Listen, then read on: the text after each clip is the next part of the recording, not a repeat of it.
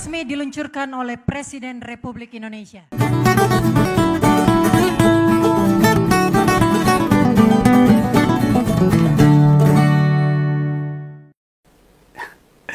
Senin pertama akhir pekan kemarin itu Presiden kan meresmikan Danantara.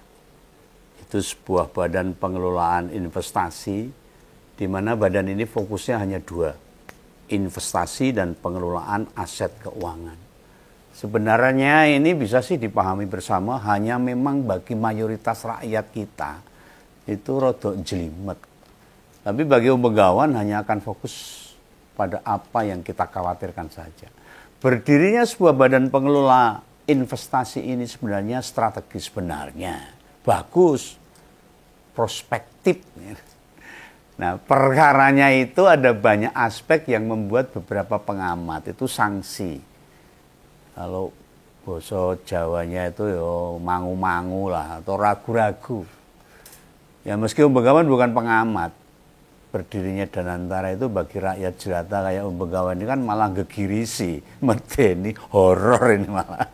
Dan ini bukan pesimis yang waton saya ungkapkan, alias tidak punya dasar. Sebab berdasar pengalaman, kita pernah beberapa kali punya lembaga negara. Yo maksudnya karepe ya menghasilkan duit, tapi malah kobol-kobol. Ajur mumur remuk punya babak bunda. Lalu mau bagaimanapun kita nggak bisa menutup mata atas pengalaman yang sudah pernah ada. Ada pernah itu Induk Koperasi Unidesa atau Inkut yang malah nyelundupin beras dari Vietnam, bermasalah. Ada BPPC yang dikomandai Tommy Soeharto ngurus cengkeh, malah cengkeh pada ditebangin. Harganya anjlok, kayak terjun bebas. Hancur lebur itu petani cengkeh. Lalu BLBI yang tugasnya ngasih bantuan ke bank yang meh kukut, meh abruk, meh kolab itu. Duitnya karo pemilik bank malah ditilep, bawa lari. Nah ini permasalahannya banyak yang pengalaman-pengalaman yang pahit yang rakyat merasakan. Dilanjutkan ada BPPN lah, yang tugasnya menangani aset bermasalah. Itu loh yang kayak yang ditinggalkan bank. Ya duitnya bablas, amblas. Terus ada banyak proyek itu macam Wisma Atlet Hambalang dan sebentar lagi KN. Rempang Eco City itu juga yang nggak jelas progresnya sekarang ini apa ini. Ada pula beberapa PSN yang terkendala dan banyak masalah kan muncul. Artinya apa kalau seperti itu? Mbok ya selesaikan dulu itu kerutan-kerutan yang pernah ada yang belum terselesaikan. Dari APBN yang sudah disalurkan tidak terbuang percuma itu. Lah Presiden Prabowo kok malah bentuk badan anyar. Yang kemarin amburadul biar duitnya ra genah kok malah bentuk meneh. Apa mau jatuh ke lubang yang sama? Yang berpotensi ya punya kemungkinan bernasib sama akhirnya. Nek urus warisan bermasalah wae gak gelem. Ini wis genah tondo-tondo tidak mau ngerampungi tinggalan. Nah gitu nanti Danantara ada trouble, kira-kira gelem beresi enggak nih? Mari coba diresapi dewe-dewe. Masing-masing kita resapi dengan hati yang dingin, dengan pikiran yang jernih gitu. Kira-kira apa yang akan terjadi jika ini diteruskan? Karena pengalaman beberapa ya begitulah, hancur-hancuran kayak gitu.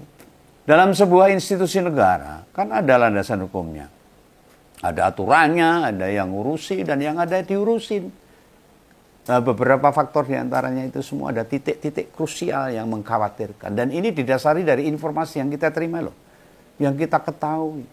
Perkara Danantara itu juga ada faktor yang bikin kita semua gamang. Nggak yakin bakal positif. Atau memberi keuntungan besar pada rakyat dan negara ini. Mungkin jangankan keuntungan, melaku jejak dan lurus masih dipertanyakan. Jangan-jangan malah uangnya nanti amblas lagi. Ini pertama nih, kemarin waktu diresmikan sama Presiden. Kok ada Pak BY sama Pak Jokowi sebagai penasehat. Bila sebagai undangan biasa atau ikut mencet tombol peluncuran Danantara itu biasa. Ya jane ora biasa.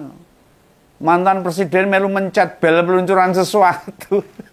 Neng secara normal, nek mau melu mencet tidak bermasalah. Lah perkara yang mesti kita khawatirkan, ya soal masuknya 2 mantan presiden sebagai pengawas Danantara ini. Ini yang ngomong presiden sendiri loh. Pas HUT Gerindra yang nyebut kalau semua mantan presiden akan jadi pengawas di peluncuran kemarin. Presiden nyebutnya sebagai penasihat. Lah piye? Jarak antara HUT Gerindra sama peluncuran Danantara kan gak lama kok ya, diomongkan Prabowo berubah. Sebenarnya jadi pengawas atau penasihat ki. Lah bicara personal ya, yang ngisi wae lo kurang dari 10 hari wis berubah, pindah posisi kok. Kayak volley atau main badminton double tiap pindah ganti posisi. Ini perkara duit triliunan ini, wah sembrono nih. Lah baik sebagai penasihat, apalagi pengawas. Itu Bung Gawan nggak setuju keduanya. No. Atau misalnya Bu Mega yang masuk di dalamnya. Mengapa? Karena tujuan Danantara itu untuk mengembangkan aset atau investasi negara. Buat nyari keuntungan. Istilahnya mereka wis pensiun jadi kepala negara. Lah kok malah kon mikir kenceng meneh. Buat ngembangke atau nyari duit buat negara. Yo, sebenarnya mesane. Nah di sisi lain keduanya tidak berlatar belakang pengusaha besar atau konglomerat atau Taipan yang terbiasa menghasilkan uang ratusan miliar atau triliunan. Pak Jokowi memang pengusaha, namun dibanding pengusaha kakap Indonesia kan usaha mebelnya ya jauh banget. Sementara Pak BY belas, tidak diketahui itu dua ini atau pernah ada kabar berhasil membesarkan perusahaan apa.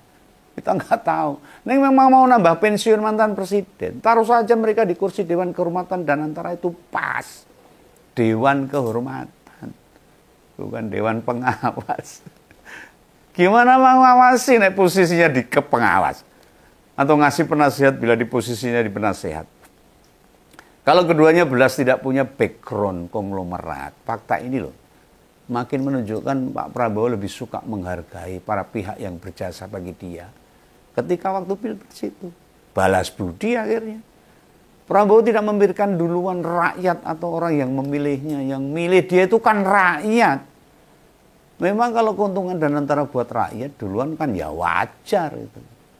Nah pertanyaan penting yang mesti Om Begawan ajukan. Memangnya modal atau dana serta aset itu punya mantan presiden? Apa punya rakyat? Kan ya duwe rakyat kan. Danantara ini ngelola dana dan aset totalnya mencapai 14,670 triliun loh. Gede banget sakpole itu. APBN kita saja hanya 3.600-an triliun atau sepertiganya. Nah mungkin loh, eneng sing takon ada yang tanya. Institusi anyar kok wis langsung duwe duit dan aset segede kuwi. Kabeh saka ngendi. Nah ini kan sembrono nih. Sumber aset maupun kekayaan dana itu amarga ngelola 7 BUMN yang besar-besaran di Indonesia. Yang besar itu ada BRI, Bank Mandiri, BNI, Pertamina, PLN, Telkom, dan juga Main ID itu. Nah untuk Main ID ini BUMN yang ngurus sektor pertambangan kita dengan mengelola 7 BUMN besar itu. Ini yang malah gawe mules, ngeluh nih. Mengapa ngurusnya BUMN yang wis menghasilkan, yang sehat, wis gemoy itu ngemeske. Banyak yang dikeduk di situ. Lah kok kepala negara bukan bentuk badan investasi baru, mengelompokkan BUMN yang sentik-sentik itu, yang megap-megap, stunting hingga sekaratul maut itu BUMN itu. Kudunya mereka dijadikan satu, disehatkan kembali.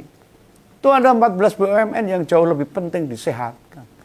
Mestinya yang sudah ginuk-ginuk, melenuk-melenuk, ya biarkan saja. Ibarat kata seorang peternak, jauh lebih memikirkan ternak yang kurus, yang penyakitan biar gak mati. Kok malah sing lemu-lemu diopeni, sing sentuk ditok, bablas. Nah soalnya hewan ternak peliharaan kalau mati, yang rugi peternaknya. Nah ini Pak Prabowo ini kenapa nggak mikir ke sana? Ya untuk kayak KAI, Wika, Hutama Karya, Angkasa Pura dan beberapa BUMN sehat lainnya nggak ditarik ke Danantara, ya muga-muga aja orang mikir rono. Ingat loh, andai BUMN yang sehat itu jadi modal awal. Mereka bukan sapi perah loh. Yang setelah berada di Danantara tiba-tiba keuntungan mereka diklaim hasil pengelolaan Danantara. Ya mesake manajemen BUMN yang kerja keras. Nah, pengelolaan Danantara harus benar-benar bisa memanfaatkan dana hingga aset 7 BUMN tadi supaya lebih berkembang. Bukan cuma rengo-rengo terus BUMN bisa menghasilkan laba misalnya 30 triliun setahun. Yang 20 triliun diklaim sebagai upaya Danantara. Kan nggak bener itu. Yang nggak Begawan harapkan itu aset maupun keuangan yang mencapai 14.000 triliun di awal itu. Jangan sampai berkurang belerut malah mengecil, malah bablas kabeh.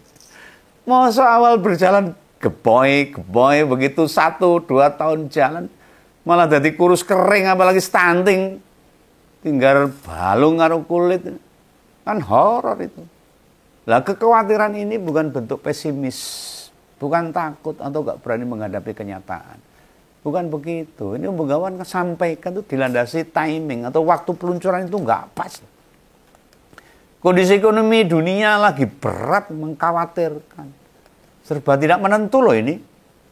Tak kira gagasan Danantara itu ditunda. Nunggu iklim sehat duluan lah. Ekonomi global dunia ini. Ibarat seorang ibu atau pasangan muda. Mau punya keturunan anak.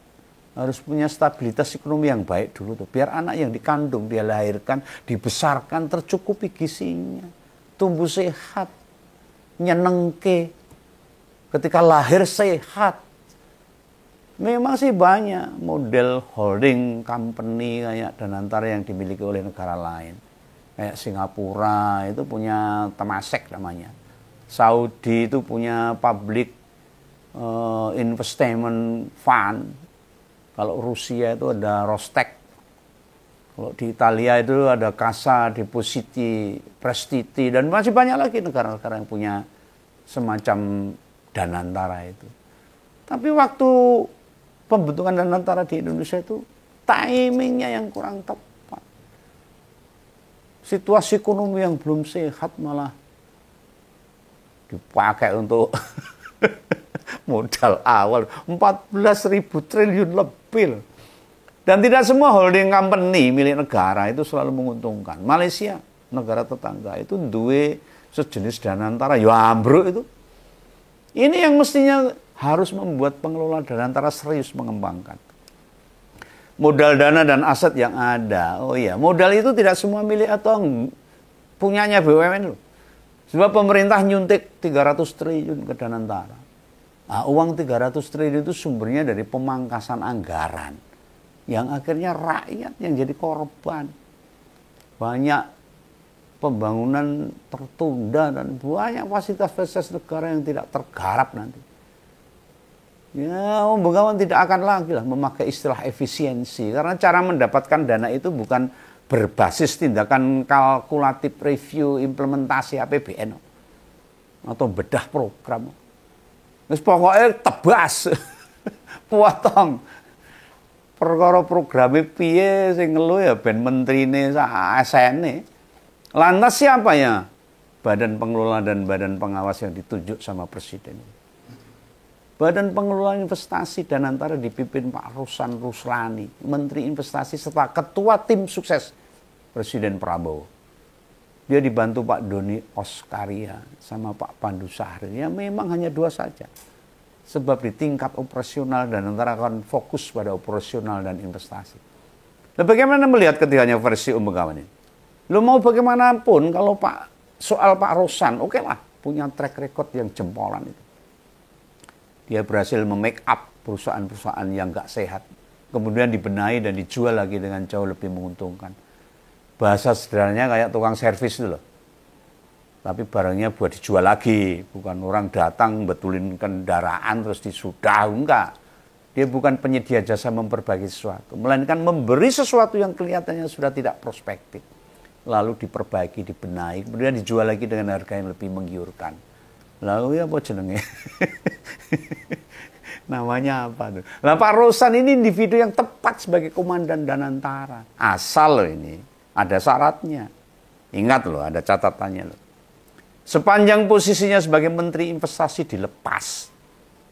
Itu syaratnya itu. Lah Pak Doni Oskaria yang juga punya jabatan lain, Wakil Menteri BUMN, ini juga berpotensi bikin trouble. Ada masalah yang rawan muncul. Ingat loh, ngurus kementerian dan ngelola Danantara itu dua hal yang besar yang butuh fokus.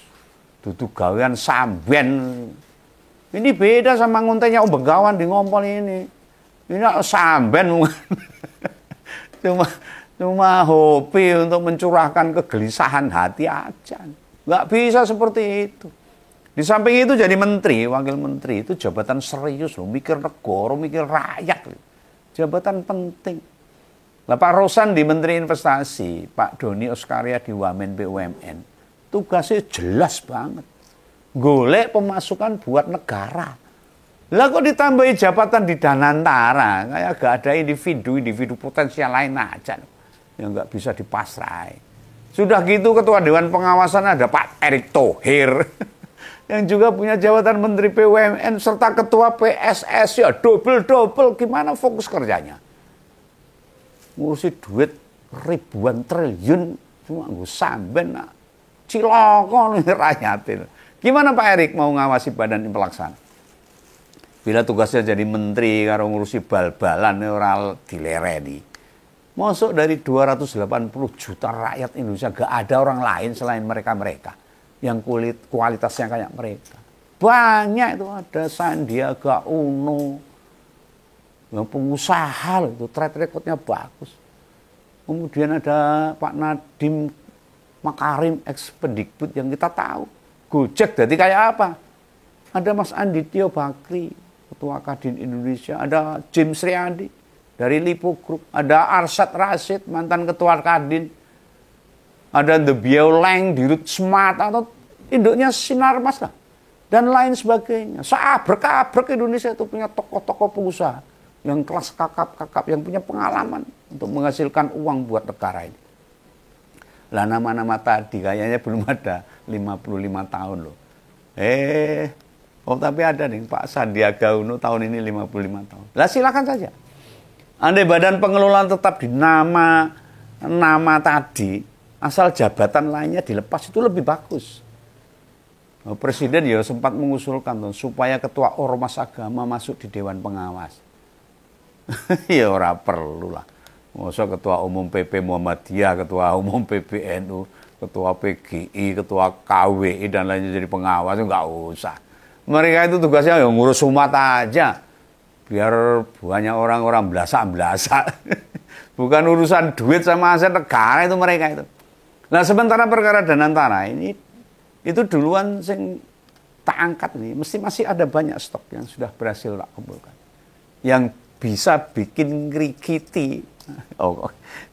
ngeritisi badan investasi ini. Jangan sampai loh tujuan pembentukan badan baru ini buat menghasilkan keuntungan malah jadi tombok katrok. Nah kalau orang Jawa itu buru uceng kelangan deleng ya bisa ini akhirnya. Buru yang kecil yang gede ini hilang ya bisa juga ini. Modal awalnya bisa amblas ya bisa. Alias rugi besar. Ini duit sama aset rakyat loh, jangan main-main. Bukan punya presiden. Harus hati-hati dan rakyat harus paham masalah ini. Harus selalu mengawal. Apalagi itu anggota DPR. Gimana? Kok cuma diem aja ini? Apa yang perlu Anda sampaikan untuk mengamankan aset-aset negara ini? Jangan sampai brodol seperti yang kemarin-kemarin. Oke lah, kapan-kapan kita lanjut lagi tentang masalah Danantara. Semoga semua paham. Jangan lupa subscribe. Salam Begawan, salam Ngompol.